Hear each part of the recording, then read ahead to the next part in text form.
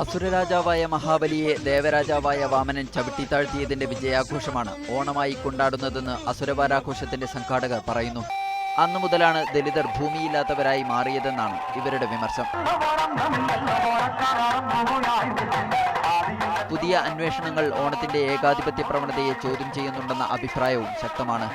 ഓണം ഒരു സവർണാധിപത്യത്തിൻ്റെ ചിഹ്നങ്ങൾ മറ്റുള്ള ജനവിഭാഗങ്ങളുടെ മേൽ അടിച്ചേൽപ്പിക്കുന്ന ആധിപത്യത്തിൻ്റെ ഭാഗമായിട്ട് രൂപപ്പെട്ടതാണ്.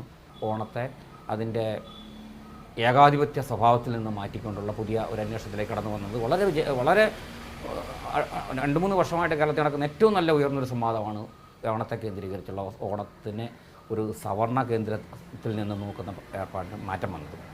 വിനായക ചതുർത്ഥിയുടെ ഭാഗമായി ABVP വിദ്യാർത്ഥികൾ ഇഫ്ലു ക്യാമ്പസിൽ ആഘോഷം നടത്തിയിരുന്നു. ദലിത് വിദ്യാർത്ഥികൾ അസുരവാരവും ആഘോഷിച്ചു. ഈ മാസം 9-നാണ് ആഘോഷം തുടങ്ങിയത്. 1-ാം ദിവസം രാവണ ദിനമായിരുന്നു. അന്ന് മുഖത്ത് ചായം തേക്കൽ മത്സരം നടത്തി.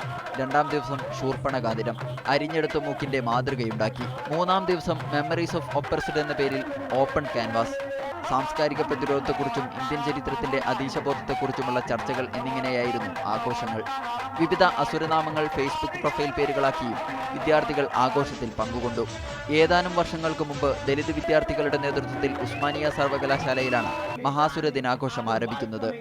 പിന്നീട് ഹൈദരാബാദ് കേന്ദ്ര സർവകലാശാലയിൽ ന്യൂനപക്ഷ ദലിത് വിദ്യാർത്ഥി സംഘടനയായ ദംസയുടെ കീഴിലും മഹാസുര ദിനാഘോഷം നടന്നു.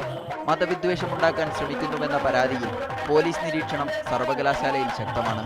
എന്നാൽ അസുരന്മാരെ പൈശാചികവൽക്കരിക്കുന്ന ആചാരങ്ങളോട് പ്രതിഷേധിക്കുക മാത്രമാണെന്നാണ് ദലിത് വിദ്യാർത്ഥി പക്ഷം.